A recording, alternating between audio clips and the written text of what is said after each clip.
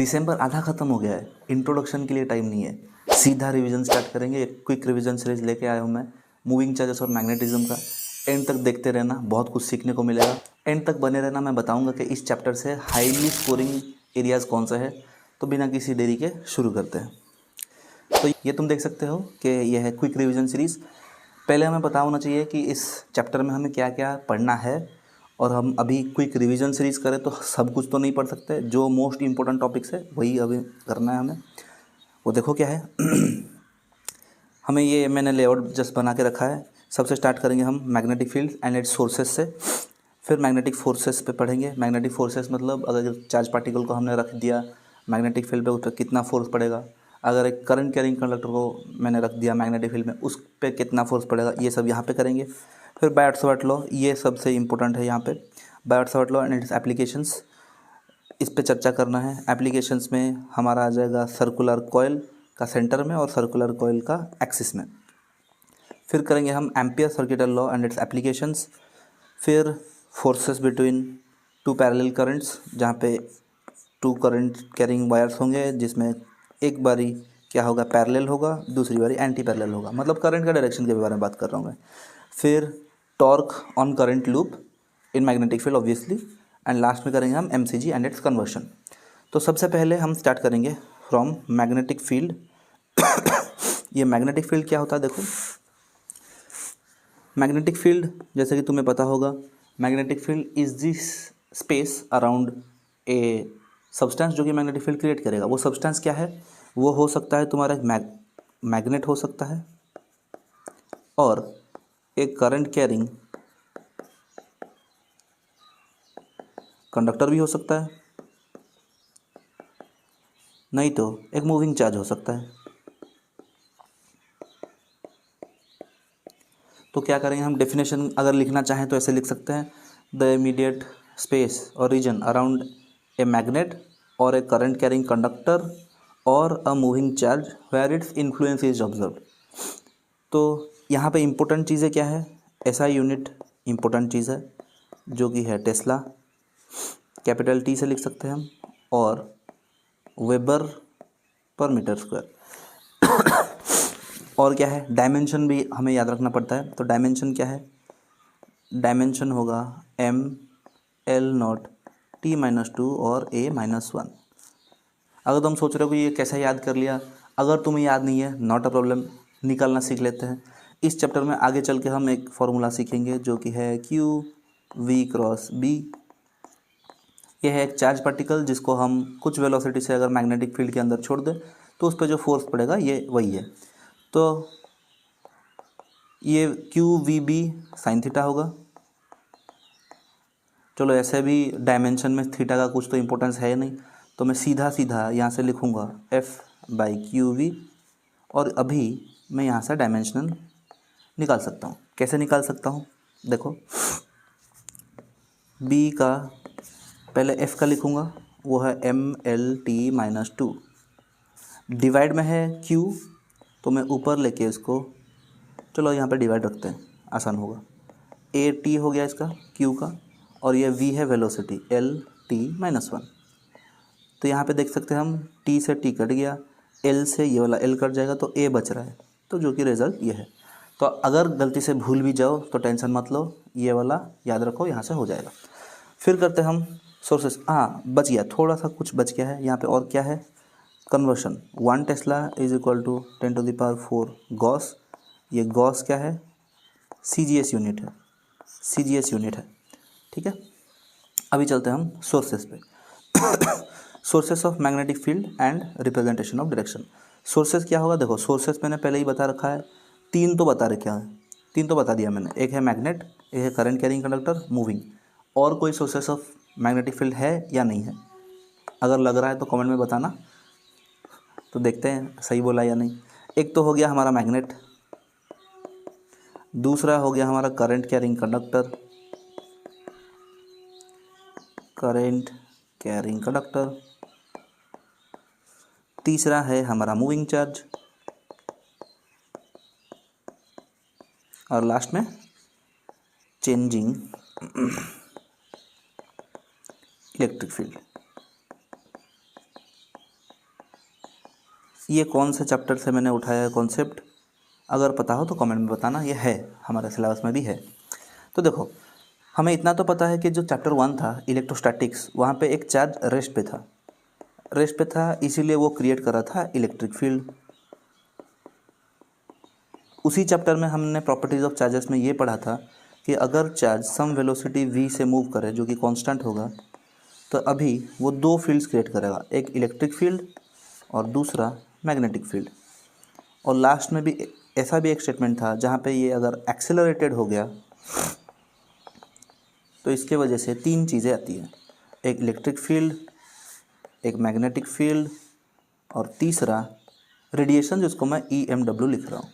ठीक है, हम इस चैप्टर में पढ़ना चाहते हैं मैग्नेटिक फील्ड के बारे में। तो मैग्नेटिक फील्ड देखो, अगर हमारा सोर्स को हम ये चूज़ करें Q, जहाँ पे इलेक्ट्रिक फील्ड भी आ रहा है और मैग्नेटिक फील्ड भी आ रहा है, तो हमें दिक्कत हो सकता है। एक टाइम पे दो चीज़ें पढ़ना मुश्किल रहता है, जो कि हमारा हर किसी के साथ होता है। तो हम क्या करेंगे, हम आइसोलेट करेंगे, मतलब फील्ड्स को आइसोलेट करके स्टडी करेंगे। जैसे कि चैप्टर 1 में हमने किया था, चार्ज को रेस्ट पे करा था, तो हमने इलेक्ट्रिक फील्ड के बारे में इंडिपेंडेंटली पढ़ा था। इस चैप्टर का पूरा फोकस है मैग्नेटिक फील्ड को इंडिपेंडेंटली समझना। तो मैग्नेटिक फील्ड के लिए हम सबसे बेस्ट सोर्स चूज़ करते हैं करंट कैरिंग कंडक्टर, क्योंकि उसका नेट चार्ज जीरो होता है तो इलेक्ट्रिक फील्ड तो प्रोड्यूस नहीं करेगा, बस मैग्नेटिक फील्ड प्रोड्यूस करेगा। तो इस चैप्टर में हर जगह पर इसीलिए लिखा रहता है करंट कैरिंग कंडक्टर। तो अभी आगे चलते हैं, क्या है बाकी, क्या है रिप्रेजेंटेशन ऑफ डायरेक्शन। डायरेक्शन का रिप्रेजेंटेशन याद रखना, मैं इसको बोलता हूँ छक्की एंड बिंदु। छक्की मतलब क्रॉस और इसको तो बिंदु ही बोलता हूँ मैं। मतलब क्या है इसका, क्रॉस का मतलब परपेंडिकुलर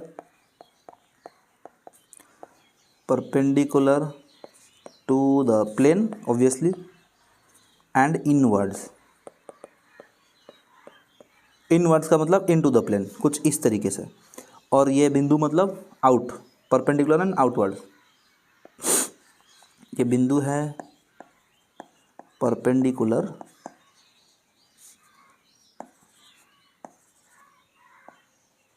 एंड आउटवर्ड्स। ठीक है, फिर नेक्स्ट चलते हैं अभी फोर्सेस के बारे में। अभी देखते हैं क्या है force on A charge particle in uniform magnetic field. क्या है देखते हैं, चलो एक यूनिफॉर्म मैग्नेटिक फील्ड बनाते हैं। यूनिफॉर्म मैग्नेटिक फील्ड मतलब पैरेलल लाइंस बनाएंगे हम, इन्हें तो चालाक हैं ही हम। तो ये हो गया मैग्नेटिक फील्ड। यहाँ पे अगर एक चार्ज पार्टिकल है, let's say its Q moving with some velocity, इस पे फोर्स कितना होगा, वो जो अभी मैंने थोड़ी देर पहले बताया। इस पे फोर्स होगा QV cross B, QV cross B होगा। ठीक है, ये Q है charge on the particle, V है velocity of the particle, B है द मैग्नेटिक फील्ड। यहाँ से हम अगर मैग्नीट्यूड लिखें तो देख सकते हो, हम लिख सकते हैं QVB साइन थीटा। किसी भी एक्सप्रेशन में अगर थीटा का डिपेंडेंसी आ जाए तो तुम ये मान लो कि स्पेशल केसेस होंगे। स्पेशल केसेस क्या होंगे वो भी देख लो। If theta equal to 0 degree एक केस है और 180 डिग्री एक केस है। नंबर 2 पे if theta equal to 90 degree. तो हम सबको पता है थीटा 0 और 180 पे साइन का वैल्यू 0 होता है, तो फोर्स हो गया 0। तो यहाँ पे हम क्या स्टेटमेंट चिपका सकते हैं, अगर वेलोसिटी इज़ पैरेलल और anti parallel to the field then the force experienced by it is 0। तो यहाँ पे क्या कर सकते हैं हम, थीटा अगर 90 हो गया तो F equal to QVB sine 90 होगा, और साइन 90 का वैल्यू 1 होता है। तो ये है maximum force experience by the particle, ये है maximum force experience by the particle. ठीक है, यहाँ से ऐसे क्वेश्चन भी आ सकता है। देखो हमें समझना पड़ेगा, MCQ अक्सर क्या होता है कि MCQ में क्वेश्चंस आते हैं, बच्चों को इसी थीटा के बारे में पूछता है लेकिन वो बता नहीं पाते। क्या होता है प्रॉब्लम, देखो क्वेश्चन में पूरा तुम्हें कान के पास आके बोलेगा, if the force experience by a particle when it is in a uniform magnetic field is maximum then the value of theta is, वहाँ पे 4 ऑप्शन दे देगा, 0, 180, 90 और 45। तो यहाँ पे 90। सिचुएशन समझना पड़ेगा, क्वेश्चन में लिखा रहता है, क्वेश्चन से हमें ये आइडेंटिफाई करना पड़ेगा कि चार्ज पार्टिकल ने यूनिफॉर्म मैग्नेटिक फील्ड दिया है, इसका मतलब ये हमारे दिमाग में आना चाहिए। अगर ये आ गया तो थीटा का डिपेंडेंसी यहाँ रटना नहीं है, समझना है, हो जाएगा। कहाँ रटना पड़ेगा वो मैं बताऊँगा। हर चीज़ समझने से भी नहीं होगा, कहीं कहीं चीज़ें रटनी पड़ती है। तो ये आ गया फिर लॉरेंट्ज़ फोर्स। हाँ, अगर तुम बोलोगे कि ये v अगर ज़ीरो ही हो गया तो मतलब चार्ज अगर रेस्ट पे ही है, तो यहाँ से सीधा सीधा पता चला v का वैल्यू ही ज़ीरो हो जाएगा, तो फोर्स भी ज़ीरो हो जाएगा। वो तो यहीं से समझ में आता है। लॉरेंट्ज़ फोर्स क्या होगा? लॉरेंट्ज़ फोर्स क्या है? अगर एक पार्टिकल को हम इलेक्ट्रिक फील्ड और मैग्नेटिक फील्ड में छोड़ दें, मतलब यहाँ पे ये हो गया, मान लो इलेक्ट्रिक फील्ड है और यहाँ पे मैग्नेटिक फील्ड भी है, तो इस चार्ज पार्टिकल पे दो फोर्सेस आएंगे। एक तो हो गया इलेक्ट्रिक फोर्स जो होगा QE, दूसरा होगा मैग्नेटिक फोर्स जो कि होगा, अभी थोड़ी देर पढ़ा है हमने, V क्रॉस B। इसको हम मैग्नेटिक लॉरेंट्ज़ फोर्स भी बोल देते हैं। लॉरेंट्ज़ फोर्स क्या होगा? The vector sum of the both. क्या होगा? FE plus FB। ये क्या हो गया? QE plus QV cross B।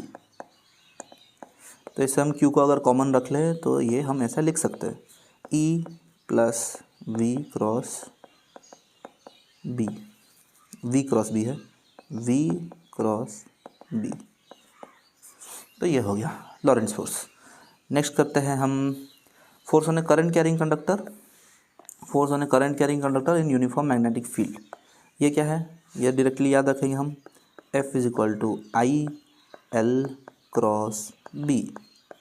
देखो ये है चीज़ें जो याद रखनी पड़ेंगी, खाली समझने से भी कुछ नहीं होगा। अंडरस्टैंडिंग हमें एनाबल करते हैं कहाँ पे कैसे आंसर करना है, लेकिन अगर यही याद ना रहा तो प्रॉब्लम हो जाएगा।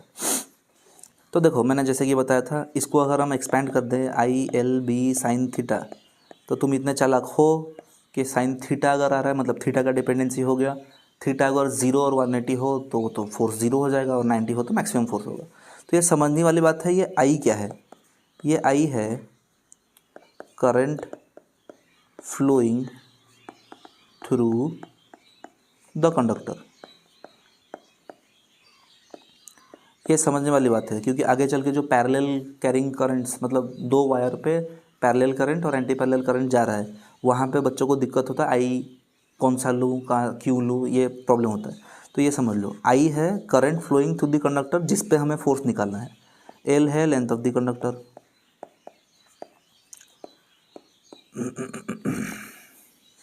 और बी है जिस मैग्नेटिक फील्ड में हमने रखा है। ठीक है, तो केस 1 में क्या बनेगा? Case 1 theta equal to 0 degree और 180 डिग्री। अभी तुम चालक हो, बोल सकते हो फोर्स इज 0। केस 2 में क्या बनेगा? Theta equal to 90 degree. ये हो जाएगा तुम्हारा ILB मतलब मैक्सिमम। ठीक है, अभी आगे चलते हैं। Biot-Savart law. बायोट-सावर्ट लॉ देता है हमें मैग्नीट्यूड ऑफ मैग्नेटिक फोर्स।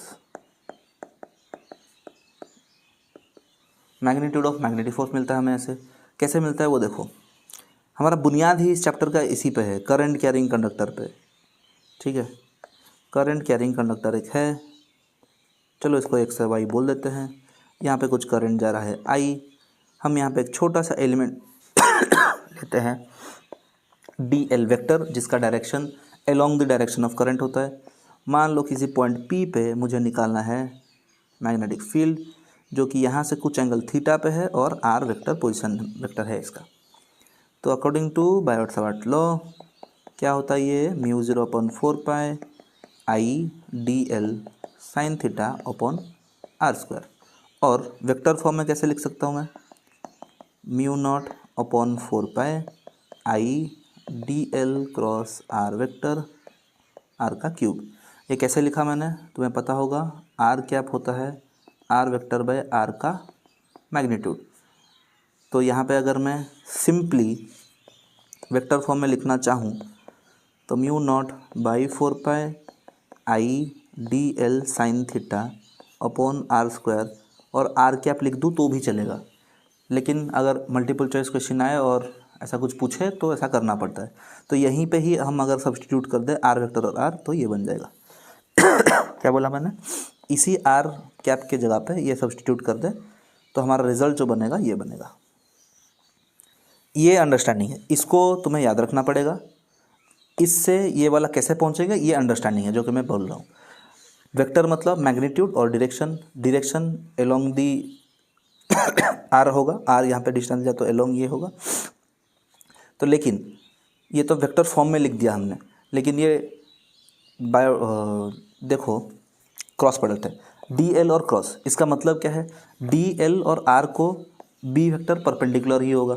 अगर परपेंडिकुलर हुआ तो डायरेक्शन कैसे निकालेंगे, डायरेक्शन निकालेंगे हम, देखो अगर एक स्ट्रेट मान लेते हैं स्ट्रेट है, तो यहाँ पे अगर करंट जा रहा है ऐसे, तो हम राइट हैंड थंब रूल का यूज़ करेंगे। Right hand thumb rule, right hand thumb rule से क्या पता चलेगा हमें, अगर ये कंडक्टर है मान लो इस और करंट जा रहा है तो हम ऐसे पकड़ लेंगे, जो फिंगर्स हमारे कर्व कर रहे हैं वो डायरेक्शन देंगे हमें मैग्नेटिक फील्ड का। तो मैग्नेटिक फील्ड देखो यहाँ पे ऐसे मेरे उंगलियां अंदर जा रही हैं, तो इस पॉइंट पे कुछ इस तरीके का हुआ। अगर मैं ऐसे घुमाऊँ मेरे हाथ को तो इस पॉइंट पे ऐसे उंगलियां बाहर आ रही हैं। तो यहाँ पे मैं लिख सकता हूँ कि मैग्नेटिक फील्ड इनसाइड मतलब perpendicular and towards the plane है। तो ये हो गया magnetic field due to Biot Savart law and direction. तो ये समझने वाली बातें हैं। अभी हम करेंगे एप्लीकेशंस। तो देखो और क्या छूट रहा है, हाँ एप्लीकेशंस बाकी है, चलो करते हैं इसको। एप्लीकेशंस एप्लीकेशंस में क्या होगा, देखो सबसे पहले है finite current carrying wire. Finite current carrying wire के वजह से कितना होगा, ये है एक finite wire, some distance R पे मैं निकालना चाहता हूँ एक पॉइंट पी पे मैग्नेटिक फील्ड, यहाँ पे करंट जा रहा है आई। तो हम क्या करेंगे, एंगल्स डिफाइन करेंगे यहाँ पे, मतलब छोटे छोटे एलिमेंट्स लेके हम मैग्नेटिक फील्ड निकालते हैं, जिसका रिजल्ट अभी मैं बताऊंगा तुम्हें। ये अल्फ़ा है, ये अगर एंगल बीटा है तो मैग्नेटिक फील्ड का वैल्यू, मैग्नेटिक फील्ड का वैल्यू होगा mu naught I by 4 pi R sine alpha plus sine beta. ये है जो हमें याद रखना है। देखो अगर फाइनल रिजल्ट याद हो तो डेरिवेशन करते टाइम भी हेल्पफुल होता है, क्योंकि अगर मैं आधे में रुक जाऊँ, मुझे पता है कि इतना होना चाहिए, तो वो तो बच्चे कर ही लेते हैं, वो तो कर लोगे तुम, इतना तो चालाक हो तुम। तो यहाँ पे वो एलिमेंट वेलिमेंट लेके सॉल्व करते हैं, वो अलग टॉपिक है। मैं क्विक रिवीजन कर रहा हूँ तो डेरिवेशन तो यहाँ पे नहीं करने वाला, ये याद रखना पड़ेगा। अगर ये हो गया तो यहाँ से हम और दो रिजल्ट्स को निकाल सकते हैं। कैसे, सेमी इनफाइनाइट वायर और चलो इनफाइनाइट पहले कर लेते हैं। इनफाइनाइट वायर और थर्ड पे करेंगे सेमी इनफाइनाइट।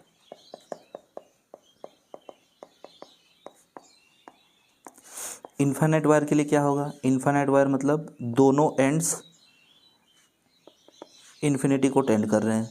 तो यहाँ पे तुम बता सकते हो, ये जो एंगल्स हमने डिफाइन किए थे अल्फ़ा और बीटा, इस सिचुएशन में alpha is equal to beta equal to pi by 2। तो हम इसी फॉर्मूला का यूज़ करके यहाँ पे वैल्यू पुट करेंगे। Sign pi by 2 is 1, sign pi by 2 is 1, तो 1 + 1 = 2। तो यहाँ पे जो वैल्यू आएगा b equal to mu 0 I by 4 pi R into 2, तो 2 से 2 कट जाएगा, तो b equal to mu naught I by 2 pi R. ये रिजल्ट है जो याद रखना है। सेमी इनफाइनाइट वायर के लिए कैसे करेंगे, देखो सेमी इनफाइनाइट वायर मतलब कोई एक end is going to infinity and the point is at the other end, जहाँ पे हमें निकालना है। तो इस सिचुएशन में कैसे होगा, देखो यहाँ पे वो अल्फ़ा तो 90 हो गया, लेकिन बीटा कितना बन गया, ये 0 बन गया। तो b का जो फॉर्मूला था mu 0 I by 4 pi R into sine के जगह पे alpha, sine pi by 2 is 1, तो यहाँ पे मैं 1 लिखूँगा, और साइन बीटा जो कि 0 है वो 0 बन जाएगा। तो b equal to mu 0 I by 4πr बनेगा। ये वैल्यूज़ है जो हम निकाल सकते हैं। किसको याद रखने पे, इसको अगर याद रख लिया तो यहाँ से निकाल सकते हैं। देखो अंडरस्टैंडिंग और याद रखने का दोनों का गेम है, ठीक है। ये मैंने याद रखा है, इसको याद रखने पे मैं ये अंडरस्टैंडिंग से निकाल सकता हूँ। फिर करते हैं अगला एप्लीकेशन, दोनों यहीं पे कर लेंगे। ये छोटे से जगह में हो जाएगा। नेक्स्ट एप्लीकेशन क्या है? नेक्स्ट एप्लीकेशन है हमारा magnetic field at the centre of A coil carrying current. क्या होगा ये? एक करंट कैरिंग कॉइल है जिसका रेडियस ए है। तो magnetic field at its centre क्या होगा? Mu 0 I by 2a। और डायरेक्शन किधर होगा? अगर करंट एंटी क्लॉकवाइज है तो ये पॉइंटिंग आउटवर्ड्स होगा, ऐसे, मतलब राइट हैंड का ही यूज़ करेंगे हम। करंट के डायरेक्शन में फिंगर्स को कर्ल करेंगे और थंब जहाँ पे पॉइंट कर रहा है वो वाला है हमारा डायरेक्शन ऑफ मैग्नेटिक फील्ड। अगर क्लॉकवाइज रहा तो perpendicular and inverse the plane होगा, ये याद रखना पड़ेगा। एंटी क्लॉकवाइज हुआ करंट एंटी क्लॉकवाइज तो आउटवर्ड, करंट क्लॉकवाइज तो इनवर्ड। ये मैं शॉर्ट में लिख रहा हूँ, सुनो और याद रखो। फिर अगला क्या है? सेम है बट एक्सिस पे निकालना है अभी। Axis of coil, axis of coil का कैसे निकालते हैं हम? ऐसे एक सर्कल लेते हैं,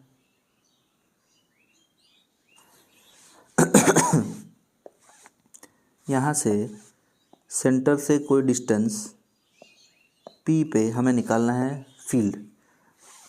ये मान लो डिस्टेंस है x, इसका रेडियस है लेट्स से a, और ये जो डिस्टेंस है जहाँ से हम एक एलिमेंट लेंगे वहाँ से डिस्टेंस है मान लो s। यहाँ पे एलिमेंट है, करंट ऐसे जा रहा है, करंट ऐसे जा रहा है मतलब मैग्नेटिक फील्ड आएगा। मैग्नेटिक फील्ड कैसे आएगा? इस पॉइंट पे मैग्नेटिक फील्ड कुछ इस तरीके का आएगा। वो dl क्रॉस r करने पे है हमें मैग्नेटिक फील्ड का डायरेक्शन मिलता है। तो अगर ये थीटा हुआ तो इसको मैं खींच लेता हूँ, क्योंकि ये सिमेट्रिकल है तो यहाँ पे भी एक एलिमेंट लूँगा तो यहाँ पे भी कुछ इस तरीके का मैग्नेटिक फील्ड मिलेगा। ये वर्टिकल के साथ अगर एंगल थीटा हो गया तो तुम देख सकते हो डिस्टेंसेस सेम होगा, ठीक है। और ये जो वर्टिकल कंपोनेंट्स है ये कैंसिल आउट हो जाएंगे, only the horizontal component will exist, और वो है इस केस में dB साइन थीटा, ठीक है। तो ये b का वैल्यू कितना बन जाएगा? Mu 0 n i a square divided by 2a square plus x square का पावर 3/2, ठीक है। और यहाँ पे देखो n कहाँ से लाया मैंने? ये सिंगल लूप है। अगर नंबर ऑफ लूप्स में मतलब n टर्न्स अगर हो गए तो हर लूप के लिए इतना ही मैग्नेटिक फील्ड होगा।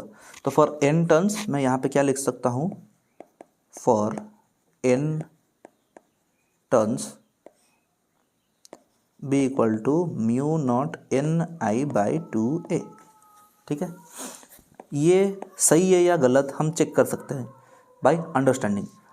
अभी याद रखना है लेकिन ये चेक कर मतलब कैसे हमें पता चलेगा कि सही है? देखो अगर मैं इस पॉइंट को, ये जो डिस्टेंस x है इसको अगर 0 कर दूं, मतलब ऐसे ऐसे थोड़ा पास पास ला के इसको मैं यहाँ पे रख दूं, तो यहाँ पे देखो ये बन गया फिर वही सर्कुलर कॉइल का सेंटर। सर्कुलर कॉइल का सेंटर मतलब मेरा रिजल्ट क्या होना चाहिए? म्यू 0 आई बाई 2a और mu 0 n i by 2a। चलो हम x को यहाँ पे 0 रख के देख लेते हैं। अगर x को मैंने 0 रखा तो b बनेगा mu naught n i a square divided by 2। x को अगर 0 रख दूँ तो a क्या बन जाएगा? a स्क्वायर 3/2, तो यहाँ बचेगा a क्यूब। तो a क्यूब अगर बच रहा है तो a क्यूब बच रहा है, तो ये कटने के बाद ए बचेगा, तो mu naught N I by 2 है वही बच रहा है, तो हमारा ये सही है। तो ये अंडरस्टैंडिंग से हम चेक कर सकते हैं। तो ये हो गया बैट्स ऑफ लॉ और उसके एप्लीकेशंस। अभी चलते हैं हम एम्पियर सर्किटल लॉ पे। एम्पियर सर्किटल लॉ क्या कहता है, चलो कहीं पे भी एक लूप है, उस लूप पे तुम एक डिफाइन करो डी एल, ठीक है, जो कि तुम्हें करंट के डायरेक्शन में मिलेगा। मतलब करंट के डायरेक्शन में इसका डायरेक्शन होता है। अगर मैग्नेटिक फील्ड कुछ इस डायरेक्शन में है तो इस पूरे लूप में अगर मैं बी डॉट डी एल करूँ तो वो क्या देगा, म्यू नॉट इंटू आई, पियर्सिंग कभी कभी बोलते हैं और थ्रेडिंग थ्रू द सर्किट ऐसे ही बोलते हैं। मतलब एम्पियर सर्किटल लॉ का डेफिनेशन देखो, इसका मतलब इस लूप के अंदर जितना करंट जा रहा है वो है। अगर तुम देखना चाहो इस लूप को अगर मैं एंटी क्लॉकवाइज वे में डिफाइन करूँ तो करंट जो आउटवर्ड्स आ रहा है उसको मैं पॉजिटिव लूँगा। Loop anti clockwise implies current pointing outwards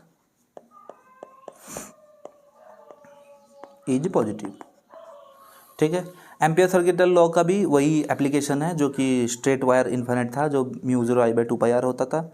यहाँ पे अलग क्या है, यहाँ पे सोलिनॉइड का एक है स्ट्रेट सोलिनॉइड, एप्लीकेशन है सोलिनॉइड।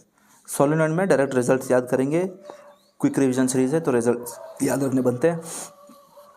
तो रिजल्ट में क्या करेंगे, any point inside the solenoid, at any point inside the solenoid, ये कितना होता है, B equal to mu naught N I. ये n क्या है, ये n है n by L, which is number of turns per unit length, number of turns per unit length. एक और पॉइंट है, क्या है, ये हो गया at any point inside the solenoid. मान लो सोलिनॉइड क्या होता है, ऐसा कुछ सिस्टम रहता है, इस पे हम अगर वायर को वाइंड कर दें तो ये बन जाएगा हमारा सोलिनॉइड। अंदर कहीं पे भी पॉइंट ले तो बनेगा म्यू नॉट एन आई, लेकिन किसी एंड पे ले तो वो कितना बनेगा, एट एनी एंड, वो वैल्यू है B equal to mu naught N I by 2। ये याद रखना पड़ेगा, ठीक है। तो ये हो गया एम्पियर्स लॉ और उसका एप्लीकेशंस। अभी करते हैं motion of a charge particle in magnetic field. ये इंपॉर्टेंट है, बहुत ही ज़्यादा इंपॉर्टेंट है। इससे बहुत सारे शॉर्ट क्वेश्चंस आते हैं, ये वाला और टॉर्क से, और लॉन्ग क्वेश्चन ज़्यादा आते हैं हमारे मूविंग कॉइल गैल्वेनोमीटर से ऑब्वियसली। तो देखो इसको मैं हमें यहाँ पे ख़त्म करेंगे दोनों, दो केस करके। केस वन क्या है, motion of a charge particle in a magnetic field. इसका मतलब फोर्स उस पर कितना लगेगा, Q V B sine theta. Motion कैसे हम डिफाइन करेंगे, इस थीटा के हिसाब से जो करना है वो करेंगे। क्या देखो केस 1 में और केस 2 में क्या है, ये इंपॉर्टेंट है। केस 1 में हम करेंगे थीटा इक्वल टू अगर 90 डिग्री हो गया, और केस 2 में करेंगे arbitrary angle, arbitrary theta arbitrary. इसका मतलब 0, 90 और 180 नहीं होगा, उसको छोड़ के और कुछ। एक मैग्नेटिक फील्ड मूविंग चार्ज पे वर्क डन करता है 0, मतलब वो उसका काइनेटिक एनर्जी चेंज नहीं कर सकता, लेकिन फोर्स आ रहा है, इस फोर्स का काम है उसका डायरेक्शन चेंज करना। तो यहाँ पे पाथ क्या बन जाएगा, पाथ होगा सर्कुलर। अगर पाथ सर्कुलर हो गया तो मतलब उसको सेंट्रीपिटल फोर्स चाहिए होगा, वो सेंट्रीपिटल फोर्स कौन प्रोवाइड करेगा, क्यू वी बी प्रोवाइड करेगा। तो यहाँ से हम radius of the circular path निकाल सकते हैं, जो कि होगा M V upon Q B. कैसे निकाला मैंने, यहाँ से एक वी कट गया, आर को इधर ले जाओ, क्यू बी को इधर ले आओ, हो गया R is equal to M V by Q B. इसका टाइम पीरियड कितना होगा,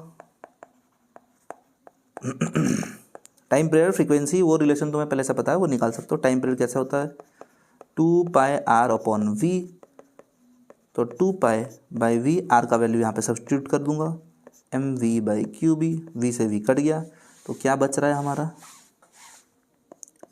T equal to 2 pi M by Q B. Frequency क्या होता है, इनवर्स ऑफ टाइम पीरियड, तो यहाँ से निकाल सकते हो। तो देखो यहाँ पे टाइम पीरियड वेलोसिटी से इंडिपेंडेंट है, तो ये इंपॉर्टेंट पॉइंट है, ये याद रखना। आर्बिट्ररी एंगल होगा तो क्या होगा, पाथ क्या बन जाएगा, देखो पाथ बन जाएगा हेलिकल। हेलिकल मतलब सर्कुलर प्लस ट्रांसलेशनल, मतलब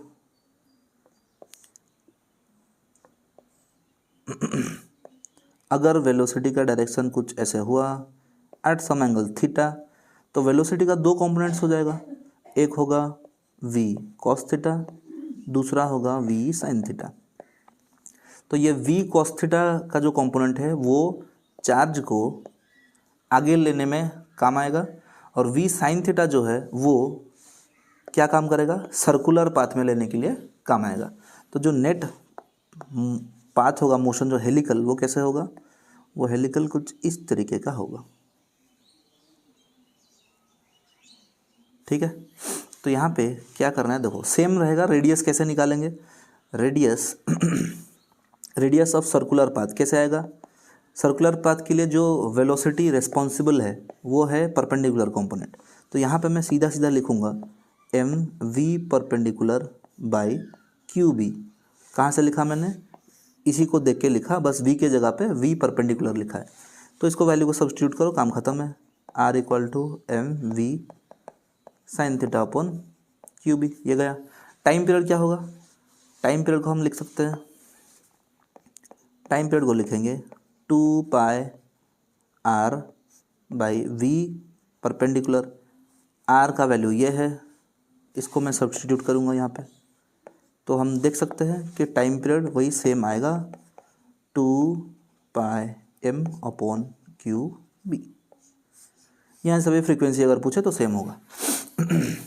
और एक चीज़ है, अगर 0 डिग्री हो गया तो क्या होगा, वो तुम कमेंट में बताओगे, क्योंकि वो इजी है, मैंने नहीं बताया, ठीक है। मोशन ऑफ चार्ज पार्टिकल यहाँ पे ख़त्म हुआ, फिर नेक्स्ट पे चलते हैं।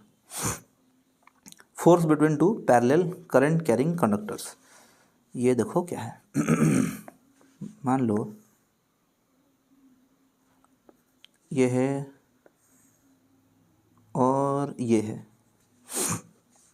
थोड़ी देर के लिए मैं इसको साइड में रखता हूँ। तो देखो अभी जितना हमने पढ़ लिया है, इस I1 करंट के लिए मान लो इस पॉइंट P पे मुझे मैग्नेटिक फील्ड निकालना है, और ये इनफाइनाइट वायर है, ये डिस्टेंस r पे है, तो मैग्नेटिक फील्ड कितना होगा, mu not I1 by 2 pi r। थोड़ी देर पहले ही हमने पढ़ा है इसको। अभी क्या करेंगे, मान लो इसी पॉइंट पे लाके मैं एक दूसरा करंट कैरिंग वायर को रखता हूँ, और करंट कैरिंग वायर को जब मैंने रख दिया, इस पे करंट जो है वो है I2, ठीक है। देखो ये सिचुएशन अभी क्या बन गया, ये सिचुएशन बन गया एक current carrying conductor placed in a magnetic field. तो मैग्नेटिक फील्ड में अगर रख दिया, तो यहाँ पे हम मैग्नेटिक फील्ड का डायरेक्शन कैसे लिख सकते हैं, ऐसे कैसे लिखा मैंने, ये करंट कैरिंग कंडक्टर है, पॉइंट किया थंब को, और यहाँ पे मेरे फिंगर्स टुवर्ड्स द प्लेन जा रहे हैं।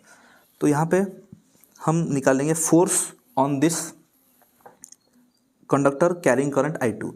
फोर्स कितना होगा, current carried by the conductor by flowing in the conductor I2, उसका लेंथ, और वो जिस मैग्नेटिक फील्ड में है, जिस मैग्नेटिक फील्ड में है वो है B1, तो मैं यहाँ पे B1 लिखूँगा।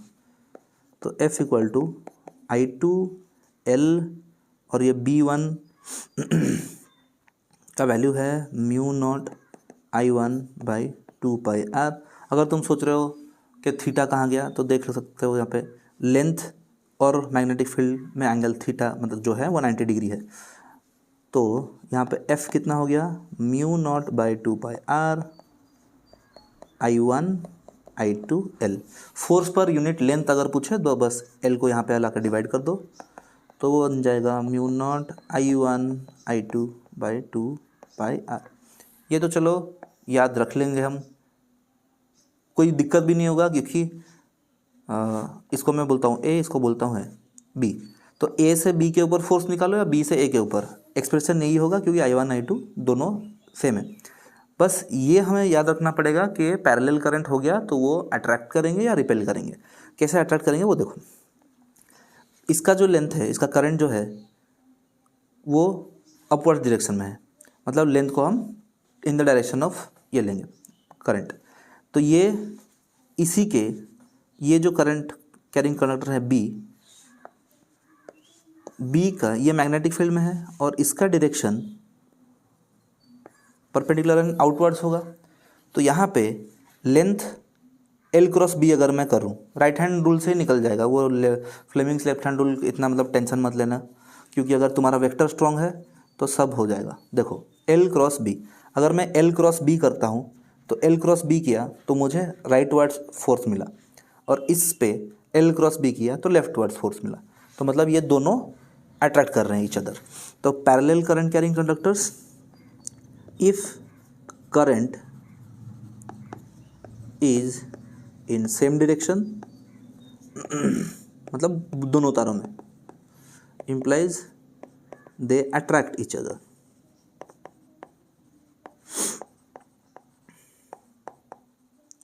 अगर मैं एंटी पैरेलल का भी केस ले लूँ, अभी एक में करंट जा रहा है इधर, दूसरे में कुछ इस तरीके का, फोर्स का मैग्नीट्यूड सेम होगा लेकिन डायरेक्शन बदल जाएगा। अभी देखो I1 करंट इसमें भी है, I2 करंट इसमें भी है, इसके वजह से यहाँ पे जो फील्ड होगा वो इनवर्ड्स होगा, और इसके वजह से यहाँ पे जो फील्ड होगा वो भी इनवर्ड्स होगा। तो अभी L क्रॉस बी किया तो मेरा फोर्स जो आएगा वो आउटवर्ड्स होगा, यहाँ पे L क्रॉस बी किया तो बाहर की ओर होगा L क्रॉस बी। अगर समझ में नहीं आ रहा है तो यहाँ पे मैं बता देता हूँ। लेट्स से ये x है, ये y एक्सिस है, यहाँ पे मैंने ले रखा है L, यहाँ पे ले रखा है B। तो L क्रॉस B करेंगे, मतलब वेक्टर्स अगर तुम्हारा स्ट्रॉन्ग है तो L क्रॉस B करेंगे तो इन दोनों का जो रिजल्टेंट मिलेगा वो इन दोनों को परपेंडिकुलर होगा। अगर ये x है, ये y है, तो दूसरा z में होगा, तो उसी के हिसाब से मैंने बोला है। तो ये F और F, तो ये रिपेल ईच अदर होगा।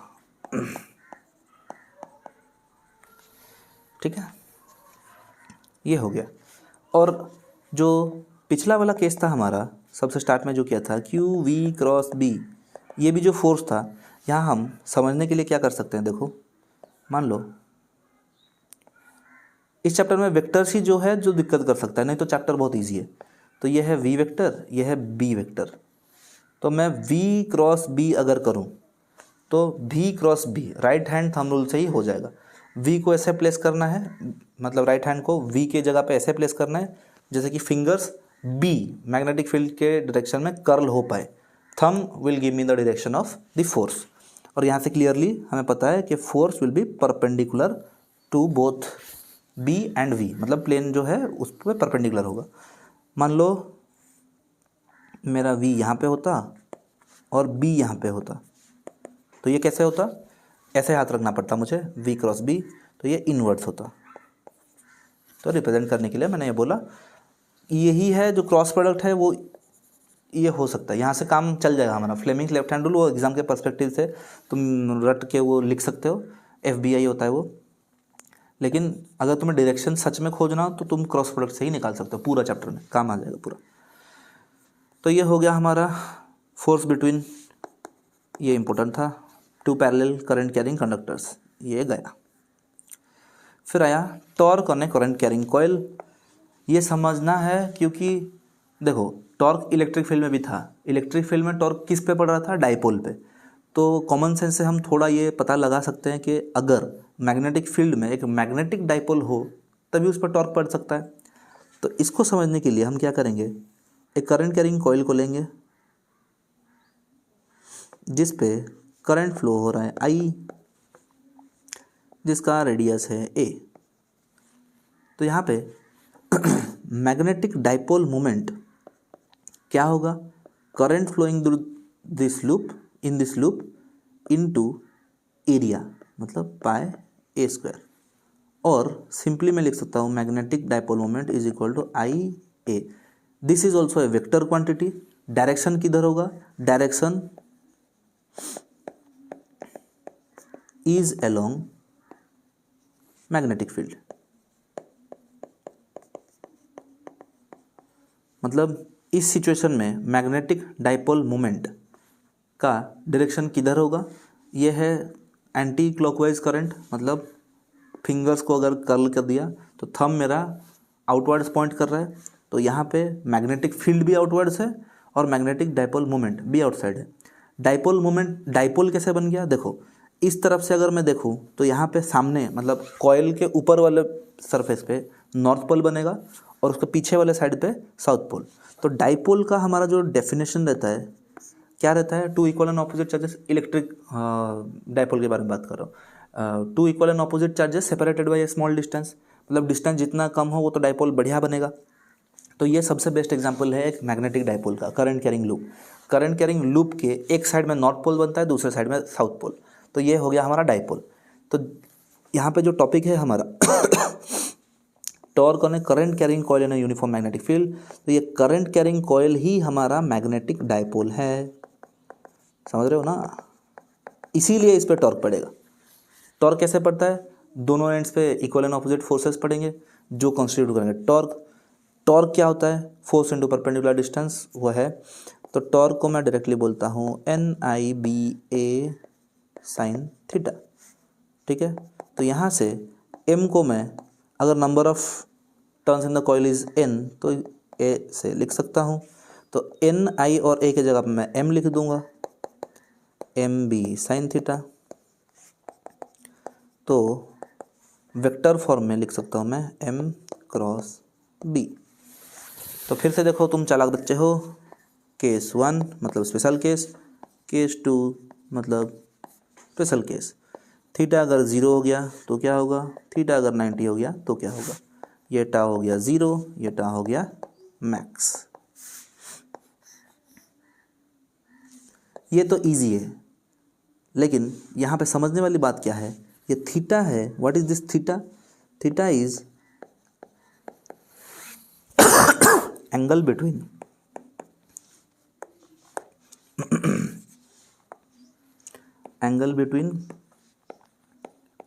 Magnetic field and normal to the plane of coil. तो तुम्हारे लिए क्वेश्चन मैं छोड़ रहा हूँ, वो कमेंट में बताना, नहीं तो मैं आंसर कर दूंगा कमेंट में। क्या है? अगर थीटा इक्वल टू 0 डिग्री हो रहा है तो ये plane of the coil field में कैसा है? और अगर थीटा 90 डिग्री हो रहा है तो plane of the coil sorry कैसा है?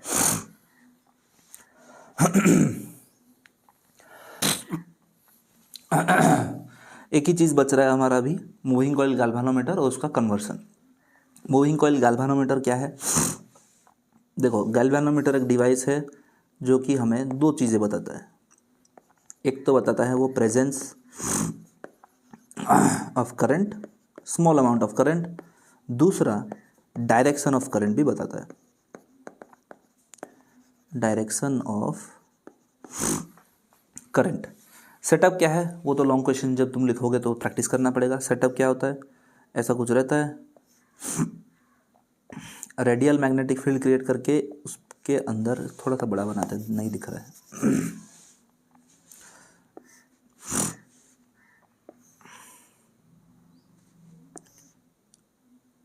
ऐसा कुछ है, मान लो नॉर्थ पोल,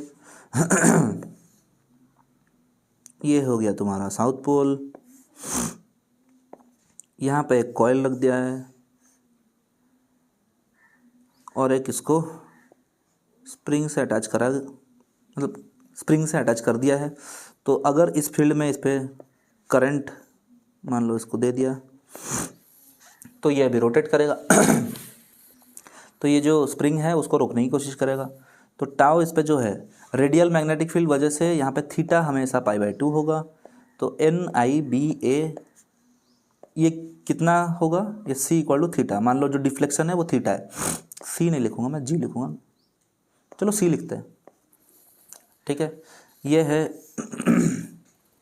टॉर्क जो है कॉइल पे NIB है, विच इज सी थीटा। मैं क्या लिखूंगा, यहाँ पे दिख रहा है मुझे I is proportional to theta.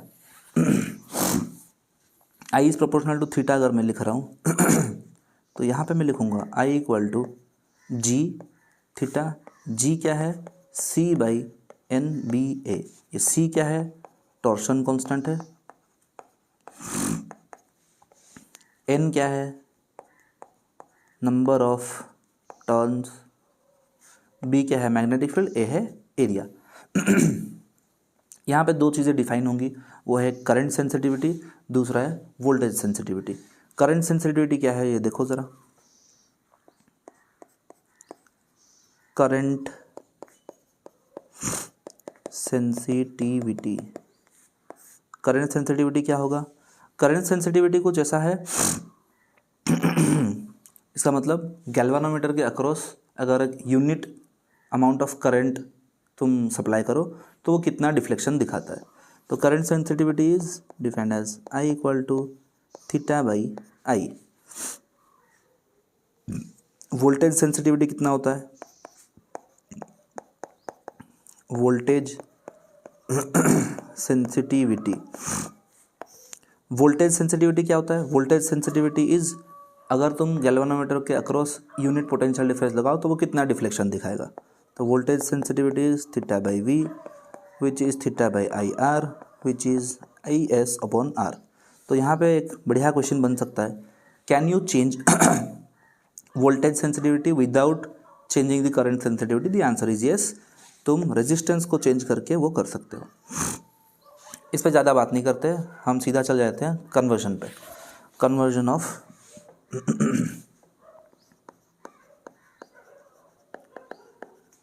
Galvanometer,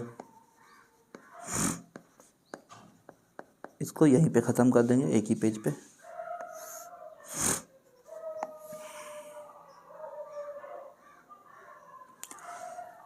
into ammeter, दूसरा क्या है, वोल्ट मीटर। एमीटर में कन्वर्ट करने के लिए गैल्वानोमीटर के साथ हमें पैरेलल में एक मिनिमम रेजिस्टेंस लगाना पड़ेगा जिसको हम शंट बोलते हैं। यह है शंट। अगर यहाँ पे करंट जा रहा है IG तो यहाँ पे करंट गया I माइनस IG। कैसे, क्योंकि यहाँ पे जो इनपुट करंट था वो था I, तो यहाँ पे भी जो करंट आएगा वो आएगा I।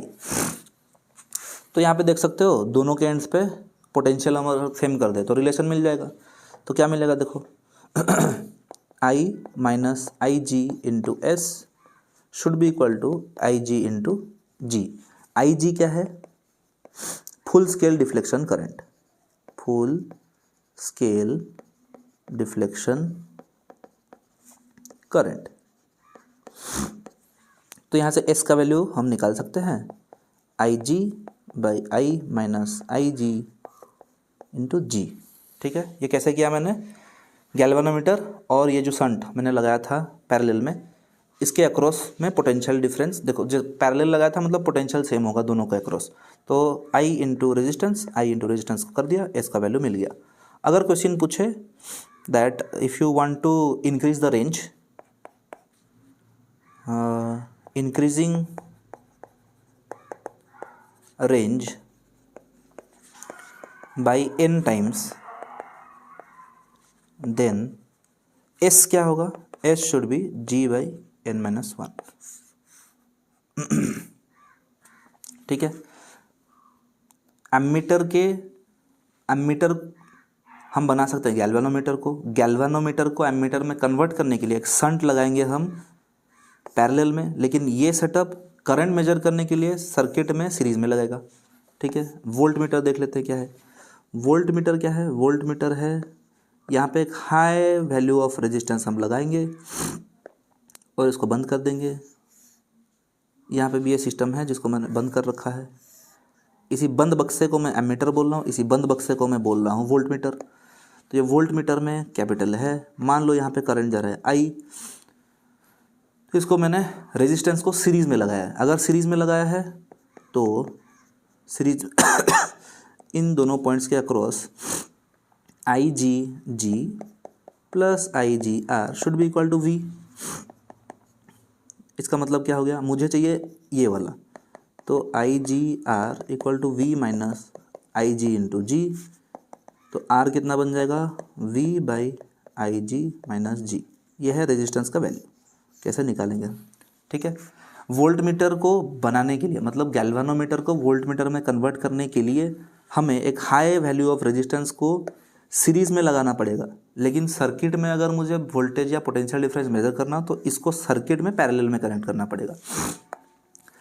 तो यहाँ पे भी सेम क्वेश्चन है, रेंज अगर इंक्रीज करना हो, range increases by n times if r equal to n minus 1 into G. तो ये हो गया हमारा ख़त्म क्विक रिवीजन। थोड़ा ज़्यादा टाइम लग गया क्योंकि कुछ थे पॉइंट्स जो मुझे लगा कि मुझे डिस्कस करना चाहिए था। ये अगर देख लेते हो तुम तो तुम कर सकते हो। Thank you very much.